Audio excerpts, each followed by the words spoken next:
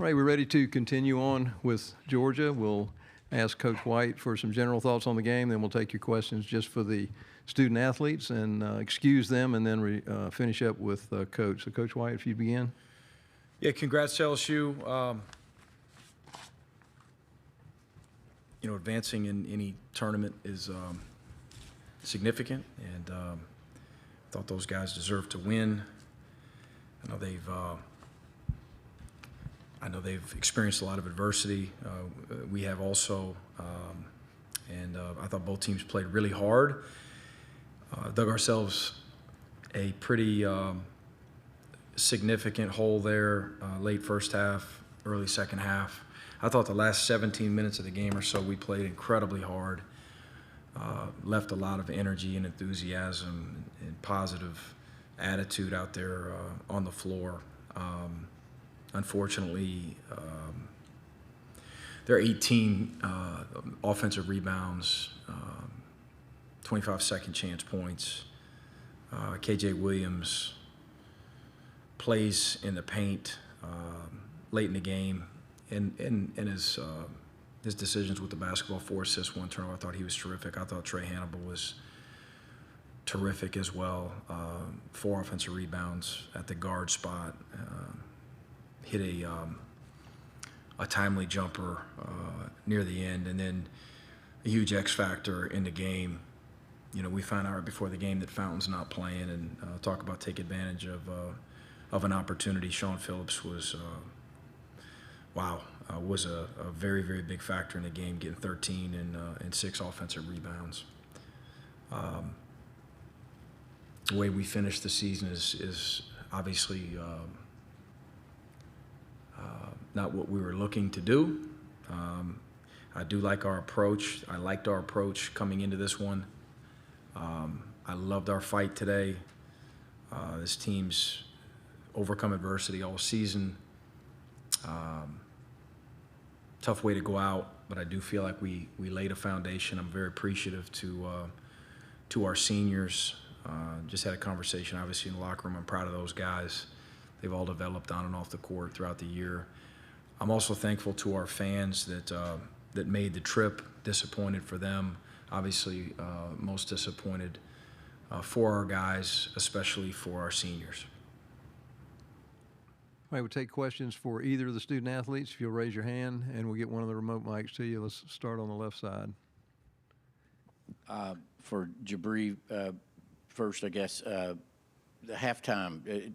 How did you feel like you guys got in that situation? What was the message at halftime, and what were y'all able to do to get back in the game and actually eventually take the lead? The message at halftime was we just didn't execute a lot of stuff we were talking about defensively. We let a couple really good shooters get wide open looks. We just weren't playing hard. All of the stuff we talk about, a lot, we just didn't come out with a lot of intensity. And in the second half, I think we just got urgent, and we realized, it was winning time. And, I guess shots started to fall a little bit, and when that happens, you get a little more energized. So we went on a bit of a run, but like Coach said, what we did in the first half, it was just a lot to overcome. So we kind of dug ourselves deep into a hole just by not playing with intensity and not playing with energy and executing some of the things we talked about. Other questions for either of the student athletes? Do you have one in the front row? Either one, go ahead. Justin, I just wanted to ask you just overall, what are you going to take from this season? I know the ending wasn't what you wanted, but overall, how do you feel about this season for y'all? I feel like we did big things. Looking at the team last year, since they won the games that they won, I think we're taking a big step in building foundation for this program in the future. Another question on the front row. For both players, just Justin, you mentioned the foundation. Coach mentions it. What do you guys feel like that foundation is for the program going forward? Jabri, would you go first? Yeah, I think a lot of it has to do with culture. We have a lot of really good people in our locker room, and it kind of translates to on the court. We really like the coaching staff. We really like each other, and we tried to start the season just by playing hard and playing for each other and being selfless. So I think we laid the foundation culturally, and then, you know, it kind of translated onto the court. So I'm excited to see what we have in store for the future. Same for Justin. Oh, same question. Yeah, just piggybacking off of what Jabri said. I think we got to focus more on accountability and focus on the little details, because like every play matters, and we've seen it today. So going forward, I think we just focus on that and focus on our culture, and I think we'll be in pretty good shape. Got time for maybe one more for either student athlete? Raise your hand, anyone? All right, take the last question on the front row. Yeah, Jabri, kind of get you to follow up when you're talking about some of the improvements culture-wise. I mean, you were on the team last year, and again, not to compare last year to this year or anything like that, but when you say cultural, you know, improvements are made in that area, kind of what are you talking about? Yeah, I don't, like you said, I don't want to compare to last year, but this year I think, we just did a lot of stuff that doesn't really have to do with basketball, but it kind of translates, just like holding each other, like Justin said, holding each other accountable, kind of caring for one another, kind of really emphasizing like the team versus just one person. I think just coming together as a team and being a close-knit group is something that the coaches emphasized, and it starts from everybody, from the manager to the oldest senior on the team. So I think just everybody being a family. We say it all the time, family, and I feel like we really embrace that. Coach will tell you we really like each other off the court, and we have moments where you could see it lead to success on the court. So I think just building that foundation culturally is going to help us going forward. All right, let's excuse the student athletes. You can return to the locker room. And we'll continue on with Coach White. If you have a question, raise your hand, and we'll get a mic to you. Let's start right on the right side, front row.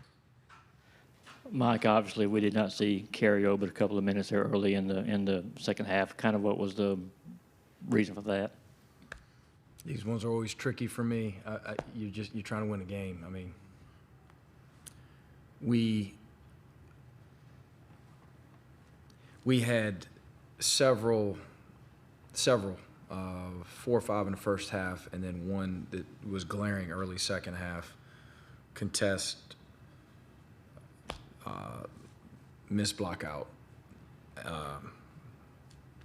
and it was a huge point of emphasis at halftime. We had a group of 5 in there early second half that I thought were playing with a ton of energy, and that detail, that level of detail, as Justin just talked about, increased specifically in that category. We made a run. We're deep. The guys that were in the game were playing well, found some offensive continuity. We're much better defensively in the second half. Let's ride this group. That's all it is. Could have easily been Cario and 4 other guys. It wasn't tonight. Do you have another question on the front row? All right, go ahead, left side. Just the way it came, you guys fight and finally get the lead, and then that 4-point play. Moncrief, I believe, was the defender on that play, and there was another foul shortly after that. Can you just talk about that series right there that kind of turned it all of a sudden? Yeah, it's the best defensive league in the country, and in order to be in the top half of this league, you better be elite defensively. And the teams out of this league that'll go to the NCAA tournament, at least most, I think there's an outlier in there with pretty good defensive numbers, and the rest of them are elite defensive numbers. You just don't make those mistakes, and it's an attention to detail. It's a consistency. Again, can't fault the energy level. We had guys diving on the floor and getting 2 hands on rebounds and keeping balls alive, and but it's part of the process as well. And you said it. In addition, we had an errant foul there on a KJ post-up, just sending him to the line off something, just an easy. That's what he wanted, So this group never got to a consistent level of defense that puts you in the top half of your league. And it's something we'll continue to preach and stress and drill. But we got to get better offensively too in this program. And you know, these coming weeks, and I'm eager to get right back to it. I'll put a lot more thought toward the you know, the big picture, the macro, you know, what are wholesale things we've got to evaluate offensively, defensively, what we do in spring workouts. We'll have individual meetings with all these guys pretty quickly and figure out where we go next. But I'm anxious to get back to work. You have a question in front? Go ahead. Mike, as you look back on your first season at Georgia, you know, you talk about the foundation. What kind of building blocks do you think it is that y'all set, and what do you think that it is that y'all still need to accomplish the goals that you want to accomplish? You know, I sometime in the near future, we should all get together and I'll have more material for you. Not great material, as you know by now after year one. It only took a year for you to figure that out, all you guys, but I will have had a chance to put more thought to it. Right now, it's like, my goodness, we had that one, and it's tough. I feel for our guys. I feel for our seniors. Again, I feel for our fans. I haven't put a lot of thought toward the whole season, right? And that said, though, you asked it because I mentioned it on the front end. Because I did just mention it to our seniors. And I do want our seniors, Mardrez McBride, Braylon Bridges, Jalen Ingram, Jackson Etter. I mean, Jackson Etter is the epitome of character and selflessness and culture, and Jalen Ingram has had multiple surgeries and didn't envision this coming, but has had an unbelievable attitude throughout the whole thing. Mardrez McBride played at a couple little junior colleges and made it all the way back home to play and represent the G in his home state. Braylon Bridges has come a long way. He just has. From the first day of practice to today's game to yesterday's practice, he's come a long way, and I'm proud of those guys.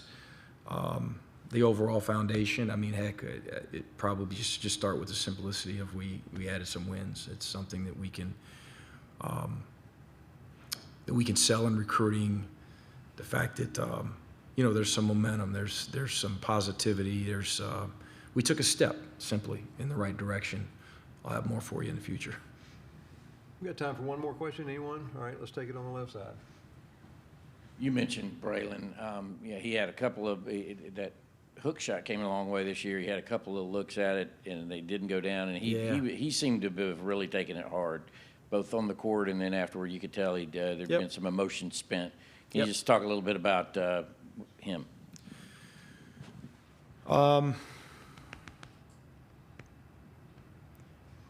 Yeah, he was down on himself late. He was down in the locker room. He was about as down as anyone. He's put a lot of work in. He's come a long way. I mean, this is a guy that went to junior college like Drez and redshirted. And here he is, you know, scoring double figures pretty consistently in games in the SEC. He's worked. He's a great guy. He's down. I'm down for him. But he had some adversity at the end of the game. He also made some plays to give us a chance to win. And he had some really high-level individual games this year. Thank you. Thanks, guys.